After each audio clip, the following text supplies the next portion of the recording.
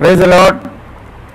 ദൈവത്തിൻ്റെ അതിപരിശുദ്ധ നാമം ഈ രാത്രി വാഴ്ത്തപ്പെടുമാറാകട്ടെ. നമുക്ക് ഒരുമിച്ചുള്ള ചിന്തയ്ക്കായി ഒരു വേദഭാഗം നിങ്ങൾ ശ്രദ്ധയിൽ കൊണ്ടുവരുവാൻ ഞാൻ കർത്താവിൽ സ്മരണപ്പെടുന്നു. യെശയ്യാവിൻ്റെ പുസ്തകം 40-ാം അധ്യായം 29-ാമത്തെ വാക്യം. The book of Isaiah chapter 40 verse 29.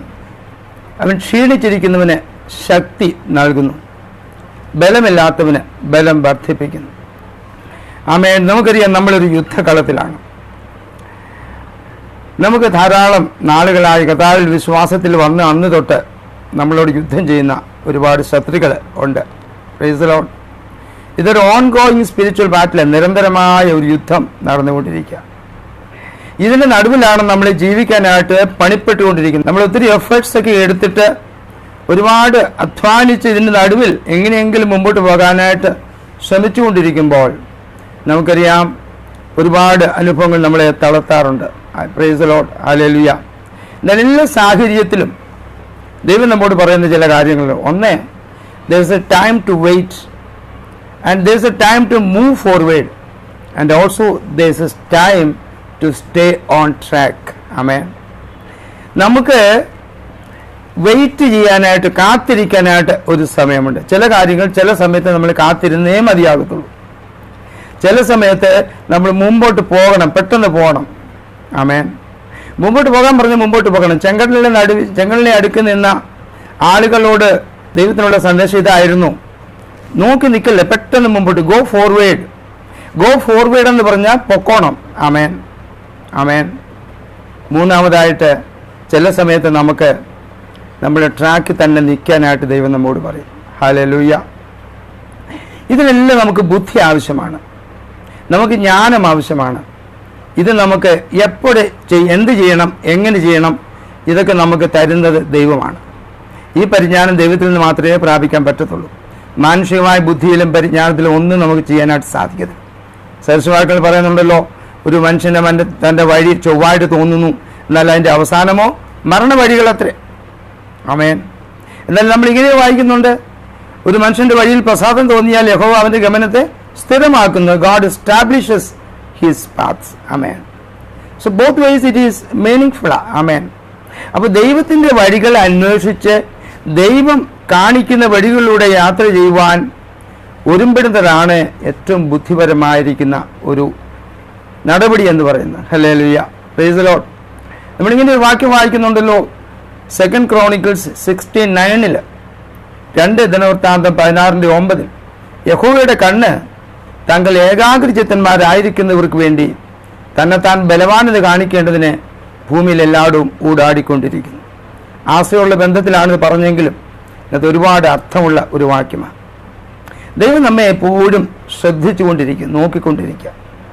നമ്മുടെ കർത്താവിനെ കുറിച്ച് നമ്മൾ വായിക്കുന്ന ഉറങ്ങാത്ത മയങ്ങാത്ത പരിപാലകനായ, സെയിലിൻ്റെ പരിപാലകനായ ദൈവമെന്നാണല്ലോ. ദൈവം നമ്മെ സശ്രദ്ധം വീക്ഷിച്ചുകൊണ്ടിരിക്കുന്നു. എവിടെ നമുക്ക് സഹായം ആവശ്യമുണ്ടോ, എവിടെ നമ്മൾ നിന്നുപോയോ, എവിടെ നമ്മൾ യാത്ര മുടങ്ങിപ്പോയോ, എവിടെയാണ് നമുക്ക് മുമ്പോട്ട് പോകാൻ കഴിയാതെ ആയിരിക്കുന്നത്, ആരാ നമ്മുടെ മുമ്പിൽ നിന്ന് നമ്മളെ ഒതുക്കാൻ ശ്രമിക്കുന്നത്, ഇതെല്ലാം കർത്താവ് സശ്രദ്ധം പരിശോധിച്ചു കൊണ്ടിരിക്കുക. ആമേൻ. അതുകൊണ്ട് നമ്മുടെ ഡ്യൂട്ടി എന്ന് പറയുന്നത്, നമ്മുടെ കർത്തവ്യം എന്ന് പറയുന്നത് യഹോവയിങ്കൽ ഏകാഗ്രചിത്തന്മാരായിരിക്കുക എന്നുള്ളത്. ആമേൻ. We must focus our attention to God only, nothing else. സാഹചര്യങ്ങൾ, സമ്മർദ്ദത്തിൽ, പ്രതിരോധങ്ങൾ, പ്രതികൂലങ്ങൾ, പ്രതിസന്ധികൾ നമ്മെ തളർത്തുവാൻ പാടില്ലാത്ത രീതിയിൽ നാം യേശുവിങ്കിലേക്ക് കണ്ണുകൾ വായിക്കുന്നെങ്കിൽ, ഇബ്രാഹിം 12:2 നമ്മൾ വായിക്കുന്നു, ഒന്നില്ലാണ്ട് വായിക്കുന്നുള്ളൂ. സകല ഭാരവും മുറുകെ പറ്റുന്ന പാപവും വിട്ട് നമ്മുടെ മുമ്പിൽ വെച്ചിരിക്കുന്ന ഓട്ടം സ്ഥിരതയോടെ ഓടുക. വിശ്വാസത്തിന്റെ നായകനും പൂർത്തിവത്തിനുമായി യേശുവിനെ നോക്കിക്കൊണ്ടാണ് പോകേണ്ടത്. അപ്പോൾ കണ്ണുകൾ എപ്പോഴും കർത്താവിങ്കിലേക്കായിരിക്കണം, ദൈവത്തെങ്കിലേക്കായിരിക്കണം. സഹായം അവിടെ നിന്നാണ് വരുന്നത്, പരിജ്ഞാനം അവിടെ നിന്നാണ് വരുന്നത്, ബുദ്ധി അവിടെ നിന്നാണ് വരുന്നത്, ശക്തി അവിടെ നിന്നാണ് വരുന്നത്, കൃപ അവിടെ നിന്നാണ് വരുന്നത്. എന്താ വരാത്തെ? എല്ലാം അവിടെ നിന്നാണ് കിട്ടുന്നത്. യോഹന്നാൻ 15:5 വായിക്കുന്നുണ്ടല്ലോ, എന്നെ പിരിഞ്ഞ് നിങ്ങൾക്ക് ഒന്നും ചെയ്യാൻ കഴിയത്തില്ല. Apart from me you can do nothing. Amen. എത്ര പേര് ഇന്ന് രാത്രി അത് മനസ്സിലാക്കുന്നുണ്ട്? പ്രിയമുള്ളവരെ, നമുക്ക് കർത്താവിനെ മാറ്റി നിർത്തിയിട്ട്, കർത്താവിനെ സൈഡ് ട്രാക്ക് ചെയ്തിട്ട് സൈഡിലോട്ട് മാറ്റി നിർത്തിയിട്ട്, അല്ലെ പുറകോട്ട് മാറ്റി നിർത്തിയിട്ട് അല്ലെ മുമ്പിലങ്ങ് ഓടിച്ചു വിട്ടിട്ട് നമുക്ക് എന്തെങ്കിലും ചെയ്യാൻ പറ്റുമോ? പറ്റത്തില്ല പ്രിയപ്പെട്ടവരെ. നമ്മുടെ കൂടെ യാത്ര ചെയ്ത് കർത്താവ് പോകുമ്പോൾ, നമ്മൾ അവൻ്റെ കൂടെ ഒരുമിച്ച് യാത്ര ചെയ്യുമ്പോൾ, when he accompanies us, when we are moving together, when we are going together, amen, we can do many great things. Amen. Hallelujah. അതുകൊണ്ട് നമ്മളോട് പറയുന്നത് we must wait for God. ദൈവത്തിന് വേണ്ടി നമ്മൾ കാത്തിരിക്കണം. Praise the Lord. Especially in difficult situations. പ്രയാസകരമായ പ്രതികൂലകരമായ പ്രതിസന്ധികളിലെ ആ അനുഭവത്തിൽ നാം കടന്നു വരുമ്പോൾ നാം ദൈവത്തിനായി, ദൈവ ഉപദേശത്തിനായി, ദൈവത്തിൻ്റെ അടുത്ത പരിപാടിക്കായി, അടുത്ത ദൈവത്തിൻ്റെ അഡ്വൈസിനായി നമ്മൾ കാത്തിരിക്കണം. Hallelujah. Price the Lord. Stop running away from God. കർത്താവിൽ നിന്ന് ഓടിപ്പോകാൻ ശ്രമിക്കരുത്. എന്നാൽ മറിച്ച് വേറെ ഏത് സാഹചര്യത്തിലായിരുന്നാലും കർത്താവിലേക്ക് ഓടി വരാനിടയാകണം. കർത്താവിലേക്ക് അടുത്ത് വരുമ്പോഴാണ് നമ്മൾ മനസ്സിലാക്കുന്നത് നമ്മുടെ കർത്താവ് ആരാണെന്ന്. Is almighty God. സർവശക്തനും സർവ്വവ്യാപിയും സർവജ്ഞാനിയുമായ കർത്താവ്, പാതാളത്തിനെയും മരണത്തിനെയും താക്കോൽ കൈവശമുള്ളവൻ. ആമേൻ. അത്ഭുതമന്ത്രി, വീരനാം ദൈവം, നിത്യപിതാവ്, സമാധാന പ്രഭു, ഒരു വാക്കുകൊണ്ട് സകലത്തെയും വിളിച്ചു വരുത്തിയവൻ, ആകാശത്തെ വസ്ത്രം പോലെ വിരിച്ചവൻ, ഭൂമിയിലെ പൊടിയെല്ലാം നാഴിയിൽ കൊള്ളിക്കുന്നവൻ, പർവ്വതങ്ങളെ വെള്ളിക്കോൽ കൊണ്ടും കുന്നുകളെ തുലാസിലും തൂക്കി നോക്കുന്നവൻ. ഹല്ലേലൂയ. അടുത്തുകൂടാത്ത വെളിച്ചത്തിൽ വസിക്കുന്നവൻ. ഈ ദൈവത്തെ നാം മനസ്സിലാക്കുമ്പോൾ, നാം നന്നായിട്ട് ദൈവത്തെ മനസ്സിലാക്കിയാൽ പിന്നെ ഞാൻ പൂർണ്ണമായിട്ട് വിശ്വസിക്കുന്നു, ദൈവത്തിൻ്റെ അടുത്ത് നിന്ന് ഒരിക്കലും നമ്മൾ ഓടിപ്പോകത്തില്ല. ഹല്ലേലൂയ. യെശയ്യാവ് 28 ഇവിടെ ഇങ്ങനെ എഴുതിയിട്ടുണ്ട്, ഇതാ ഞാൻ സിയോനിൽ ഉറപ്പുള്ള ഒരു ശോധന ചെയ്യപ്പെട്ട ഒരടിസ്ഥാന കല്ല് ഇടുന്നു, അവനിൽ വിശ്വസിക്കുന്നവൻ ആരും ലജ്ജിച്ചു പോകില്ല, ഓടിപ്പോകില്ല. So once you come into a very close contact with God, once you come into a close affiliation and intimacy with your God, you will never run away from him. Amen. Hallelujah. കാരണം ദൈവം നമുക്കെപ്പോഴും സഹായഹസ്തവുമായി നമ്മുടെ അടുത്തുണ്ട്. നമുക്ക് സൗഖ്യം ആവശ്യമുണ്ട്, നമുക്ക് ഉറപ്പ് ആവശ്യമുണ്ട് ജീവിതത്തിൽ. നമുക്ക് മുമ്പോട്ട് പോകാൻ പലപ്പോഴും നമുക്ക് തിരികെ നമ്മളെ യഥാസ്ഥാനപ്പെടേണ്ട ആവശ്യമുണ്ട്, പ്രോത്സാഹിപ്പിക്കേണ്ട ആവശ്യമുണ്ട്.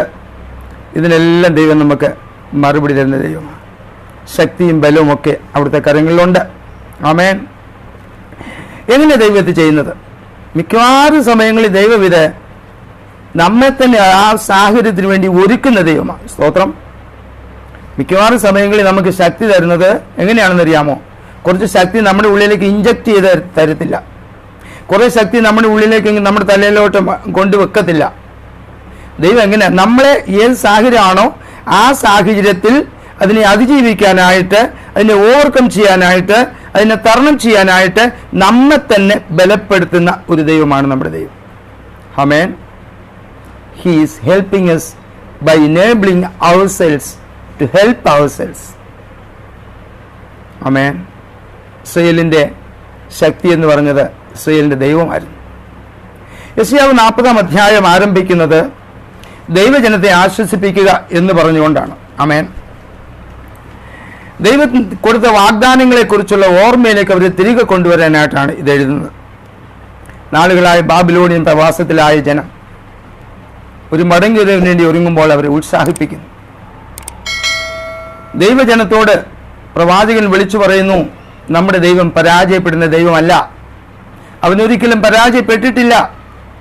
അവൻ ഈ ലോകത്തിൻ്റെ അഖിലാണ്ടത്തിൻ്റെ സൃഷ്ടിതാവായ ദൈവമാണ്. അവനെപ്പോലെ മറ്റൊരാളില്ല, അവനെപ്പോലെ ഒരുത്തിനുമില്ല. ഹല്ലേലൂയ. ആമേൻ. സാധാരണഗതിയിൽ പ്രതികൂലങ്ങളും പ്രതിസന്ധികളും കടന്നു വരുമ്പോൾ നമ്മൾ ചിലപ്പോഴൊക്കെ ഒക്കുമെങ്കിൽ കഴിയുമെങ്കിൽ അതിൽ നമ്മൾ ഓടിപ്പോകാൻ ശ്രമിക്കാറുണ്ട്. വി റൺ അവേ ഫ്രം ആ പ്രോബ്ലംസ്. എന്നാൽ ഒരു ദൈവം അതിനെ സംബന്ധിച്ചിടത്തോളം അത് പ്രാപ്യമായ അല്ലെങ്കിൽ അത് ഐഡിയലായ ഒരു കാര്യമല്ല. രണ്ടാമത് നമ്മൾ എന്താ ചെയ്യുന്നത് വെച്ചാൽ നമ്മൾ പ്രതിരോധിക്കും. V resist it. പ്രലോഭനത്തിൽ ഉറച്ചു നിൽക്കാൻ ശ്രമിക്കും. പിശാചിനോട് എതിർത്ത് നിൽക്കുന്ന നമ്മളോട് പറഞ്ഞിട്ടുണ്ട്, resist the devil so that he will flee from you. അവൻ നിങ്ങളെ വിട്ട് ഓടിപ്പോകും. ലോകമോഹങ്ങളോട് ചേർത്ത് നിൽക്കാൻ നമ്മളോട് പറഞ്ഞിട്ടുണ്ട്. ജഡത്തിൻ്റെ മോഹങ്ങളോട്, കൺമോഹം, ജീവനത്തിൻ പ്രതാപം, ജഡമോഹം, ഇതിനോടെല്ലാം എതിർത്ത് നിൽക്കാൻ നമ്മളോട് പറഞ്ഞിട്ടുണ്ട്. അപ്പോൾ ഒന്നിൽ നമുക്ക് ഓടിപ്പോകാം, അല്ലെങ്കിൽ നമുക്ക് എതിർത്ത് നിൽക്കാൻ കഴിയും, അല്ലെങ്കിൽ നമുക്ക് സഹിപ്പാനായിട്ട് കഴിയും. ആമേൻ. മിക്കവാറും നമ്മുടെ ജീവിതത്തിൽ ഇതിനാണ് കൂടുതൽ പ്രാധാന്യമുള്ളത്.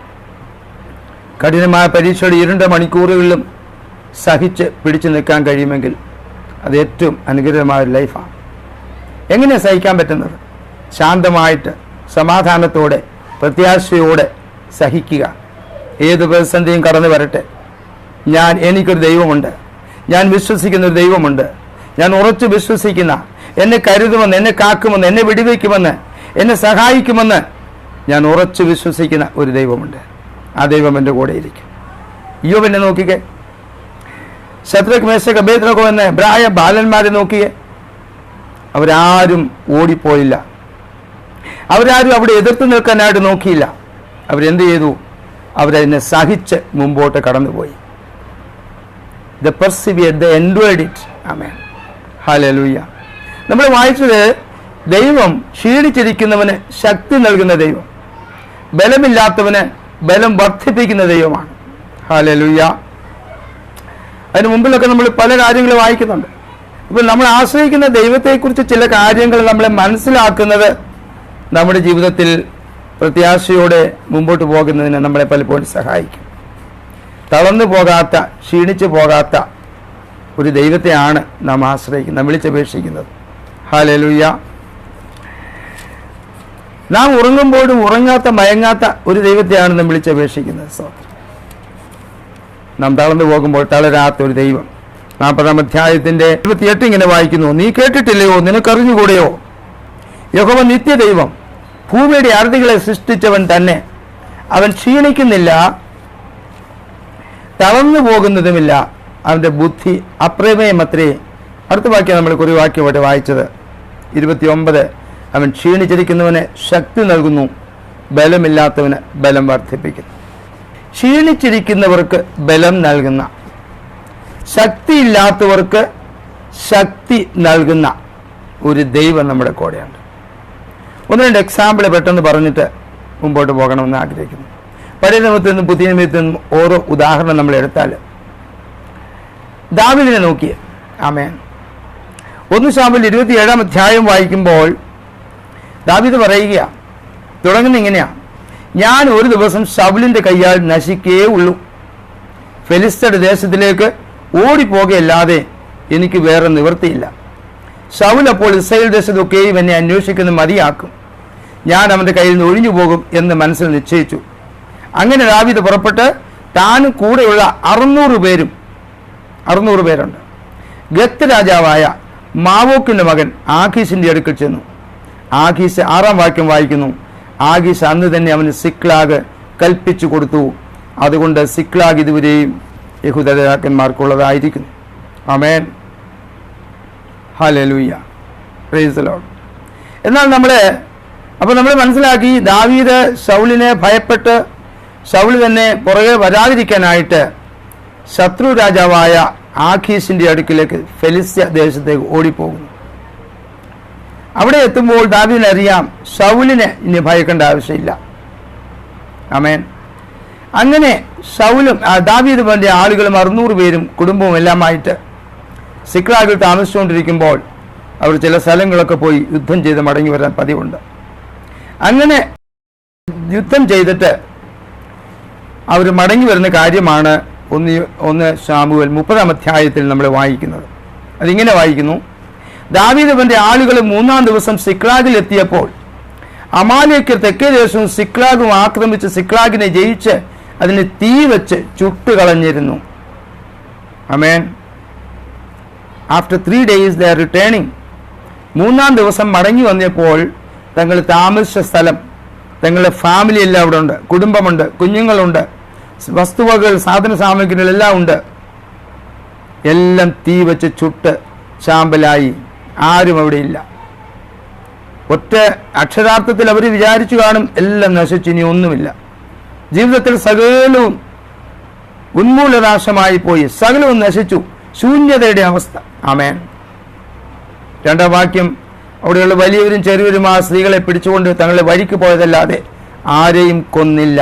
പക്ഷെ ഇത് ദാവീദിന് അറിയത്തില്ല. അന്നേരം ദാവീദ് വേണ്ടി ആളുകളും പട്ടണത്തിലേക്ക് വന്നപ്പോൾ തീ വെച്ച് ചുട്ടിരിക്കുന്ന ഭാര്യമാരെയും പുത്രപുത്രന്മാരെയും അടിമകളായി കൊണ്ടുപോയിരിക്കുന്നതും കണ്ടു. 4-ാം വാക്യം വളരെ ഇമ്പോർട്ടൻ്റ് ആണ്. 4-ാം വാക്യം വായിക്കുന്നു, അപ്പോൾ ദാവീദും കൂടെയുള്ള ജനവും കരവാൻ ബലമില്ലാതാകുവോളം ഉറക്ക കരഞ്ഞു. ആ വാക്യം എന്നെ വളരെയധികം ഇരുത്തി ചിന്തിപ്പിച്ചു. കരയുവാൻ ബലമില്ലാതാകുവോളം ഉറക്കെ കരഞ്ഞു. പ്രിയമുള്ളവരെ, നമ്മുടെ ജീവിതത്തിൽ സാധാരണഗതിയിൽ സങ്കടം വരുമ്പോൾ നമ്മൾ ചെയ്യുന്ന ഒരു കാര്യമാണ് കരച്ചിൽ. ചില സമയത്ത് സ്ത്രീകളെ കരയാറുള്ളൂ കൂടുതൽ പറഞ്ഞാലും പുരുഷന്മാരും ചില സമയങ്ങളിൽ കരയാറുണ്ട്. എന്നാൽ കരഞ്ഞ് കരഞ്ഞ് കരഞ്ഞ് കരഞ്ഞ് കരഞ്ഞ് കരയാൻ ബലമില്ലാതാകും വരെ കരയുക എന്ന് പറഞ്ഞാൽ എന്താ അതിൻ്റെ അർത്ഥം? അവർ 3 ദിവസം കഴിഞ്ഞ് യുദ്ധമൊക്കെ ചെയ്ത് യാത്ര ചെയ്ത് നടന്ന് ക്ഷീണിച്ച് വരിക, ശാരീരികമായിട്ട് വളരെയധികം ക്ഷീണിതരായ ആളുകൾ. ആമേൻ. ഇവിടെ വന്നപ്പോൾ കണ്ട കാഴ്ച എന്തെങ്കിലും ഉണ്ട് എന്ന് ചിന്തിക്കാൻ പോലും പറ്റുന്നില്ല. എല്ലാം നശിച്ചു, ആളുകൾ പോലും നശിച്ചു പോയി എന്നവർ ചിന്തിച്ചു കാണും. അപ്പം മനസ്സും ക്ഷീണിച്ചു. ദൈവം നമ്മെ സൃഷ്ടിച്ചിരിക്കുന്നത് പ്രത്യേക രീതിയിലാണ്, നമുക്കറിയാമല്ലോ. മൃഗങ്ങളെക്കാൾ അല്ലെങ്കിൽ മറ്റ് ജീവജാലങ്ങളെക്കാൾ ഒരു പ്രത്യേകത നമുക്ക് ദൈവം തന്നിട്ടുണ്ട്. അതെന്താണെന്നറിയാമോ? നമ്മുടെ ഉള്ളിൽ ദൈവം തന്നെ ആത്മാവിനെ നിക്ഷേപിച്ചിട്ടുണ്ട്. നമുക്ക് 3 കാര്യങ്ങളാണ് നമ്മുടെ ജീവിതത്തിലുള്ളത്. വെച്ചാൽ മനുഷ്യ ശരീരത്തിൽ, മനുഷ്യൻ്റെ ജീവിതമെന്ന് പറയുന്നത് ശരീരം, മനസ്സ്, ആത്മാവ്. ആമേൻ. ശരീരത്തെ നമുക്ക് കാണാൻ കഴിയും, നമുക്ക് അനുഭവിക്കാൻ കഴിയും, നമുക്ക് ഫീൽ ചെയ്യാൻ കഴിയും, സെൻസ് ചെയ്യാൻ കഴിയും. എന്നാൽ മനസ്സിനെ, ആത്മാവിനെ നമുക്ക് കാണാൻ കഴിയത്തില്ല. Price the Lord. ഈ 3 കൂടെ ഒരുപാട് ക്ഷീണിച്ചു പോയാൽ ആ മനുഷ്യന് പിന്നെ ഗതിയില്ല. ആമേൻ. അല്ലേ? ശരീരവും മനസ്സും ആത്മാവും എല്ലാം ക്ഷീണിച്ചു പോയാൽ പിന്നെ ആ വ്യക്തിയെക്കുറിച്ച് കാര്യമായിട്ട് വലിയ പ്രതീക്ഷയ്ക്കൊന്നും വകയില്ല. എന്നാൽ ശരീരവും മനസ്സും മാത്രം ക്ഷീണിച്ചാൽ ആത്മാവ് അല്പം ഉണർവോടെ അല്ലെങ്കിൽ ഒരുക്കത്തോടെ ഇരിക്കുന്നെങ്കിൽ എത്ര നല്ലതാണ്. ഗെത്സമനെ തോട്ടത്തിൽ കർത്താവിൻ്റെ കൂടെ പ്രാർത്ഥിക്കാൻ കടന്നുപോയപ്പോൾ കർത്താവ് ശിഷ്യന്മാരെ 3 പേരെ, യാക്കോബ്, യോഹന്നാൻ, പത്രോസിനെ അല്പദൂരെ ഇരുത്തിയിട്ട് താൻ പ്രാർത്ഥിക്കാൻ കല്ലേർ ദൂരത്തോളം വാങ്ങിപ്പോയി പ്രാർത്ഥിച്ചു എന്ന് നമ്മൾ വായിക്കുന്നുണ്ട്. ആമേൻ. 2-3 തവണ കർത്താവ് പ്രാർത്ഥിച്ചു കഴിഞ്ഞ ശേഷം തിരികെ നോക്കിയപ്പോൾ 3 തവണ നമ്മളത് കാണുന്നുണ്ട്, അവർ ഉറങ്ങിപ്പോയി. കർത്താവരോട് എപ്പോഴും പിന്നെയും പറയുന്നു, പരീക്ഷയിൽ അകപ്പെടാതിരിക്കാൻ ഉണർന്നിരുന്ന് പ്രാർത്ഥിപ്പേൻ. എന്നിട്ട് കർത്താവ് പറയുന്നു, ആത്മാവ് ഒരുക്കമുള്ളത് ജഡമോ ബലഹീനമത്രേ.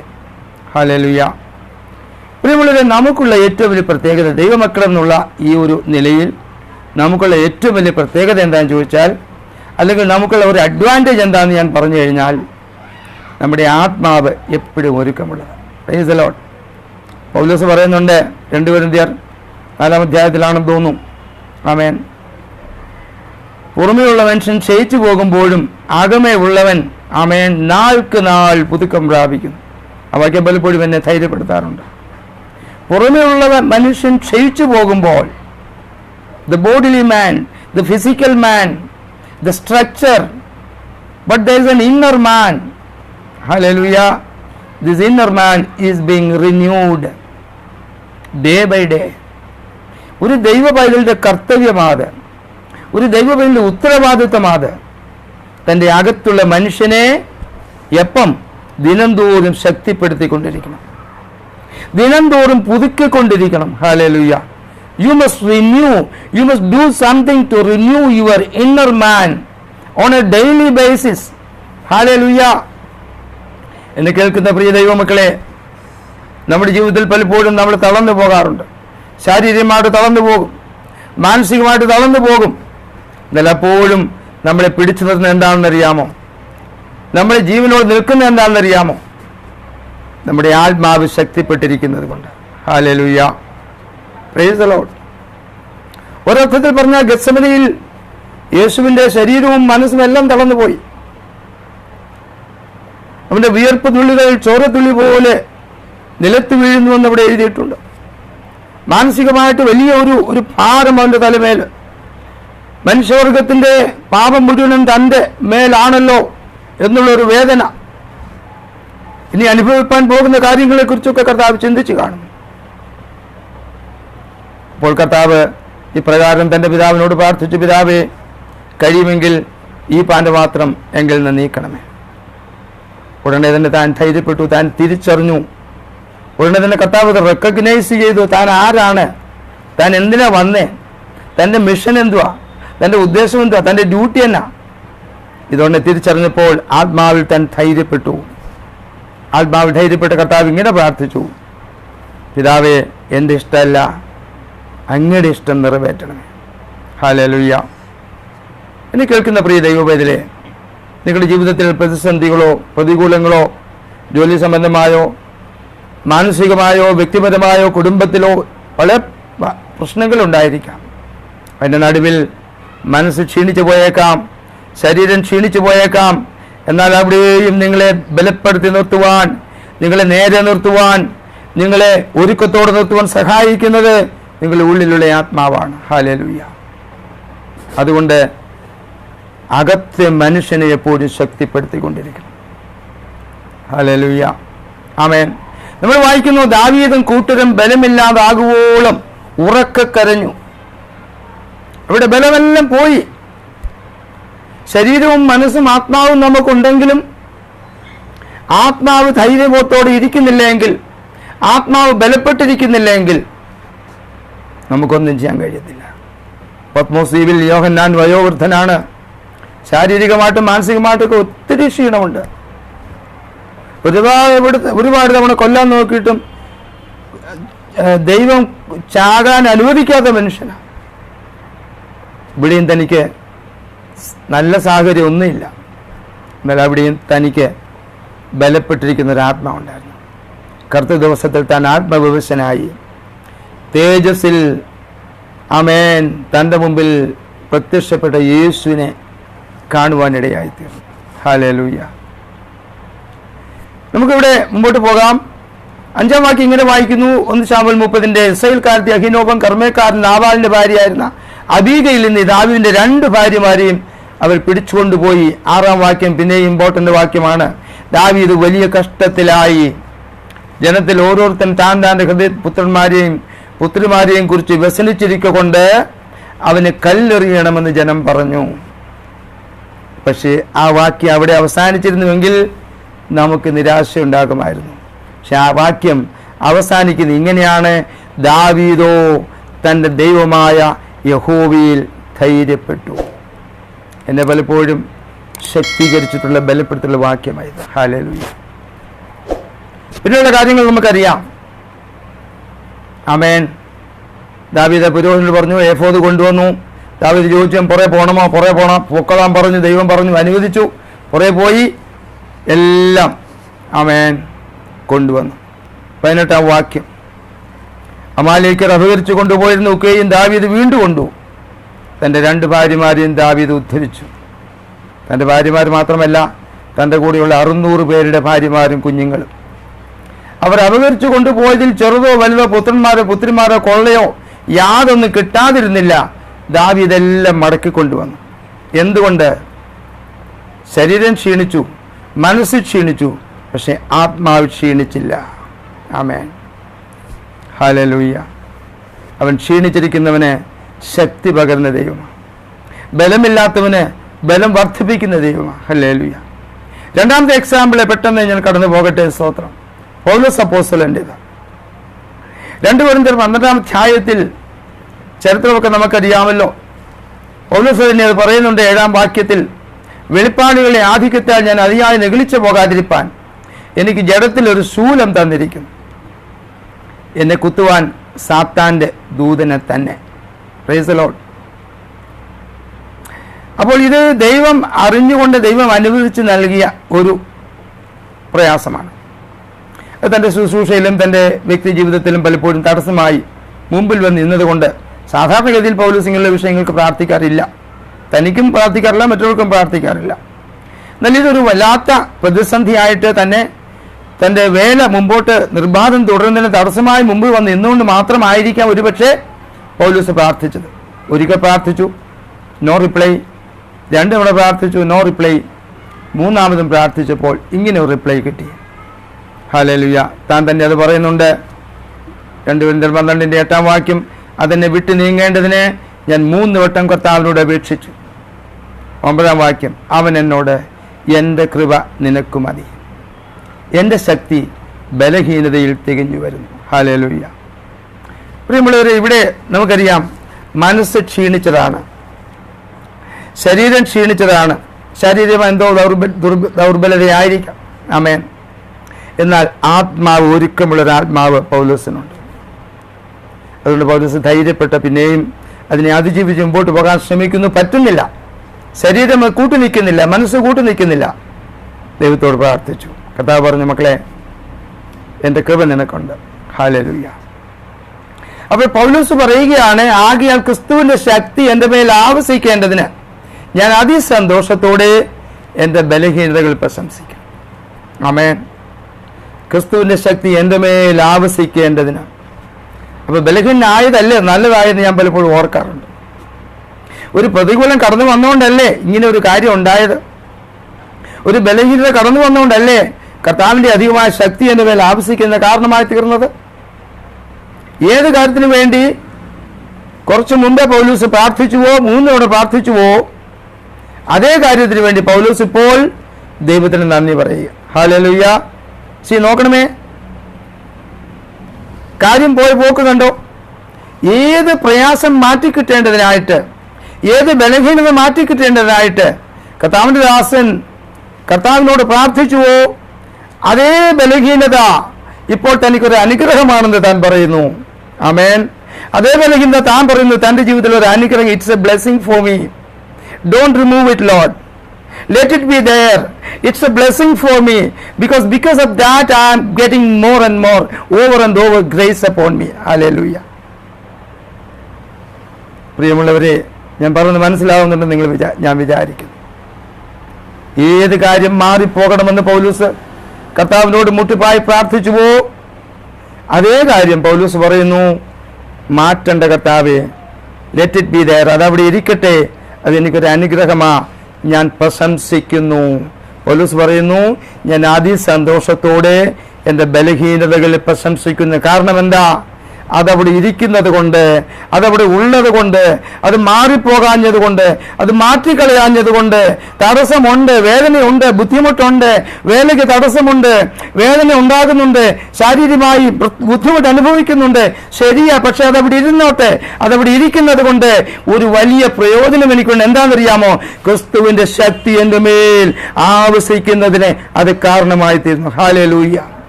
ആമേൻ. ഇന്ന് രാത്രി എത്ര പേരിനോട് കൂടി ചേർന്ന് കർത്താവിനെ സ്തുതിക്കാൻ പറഞ്ഞു.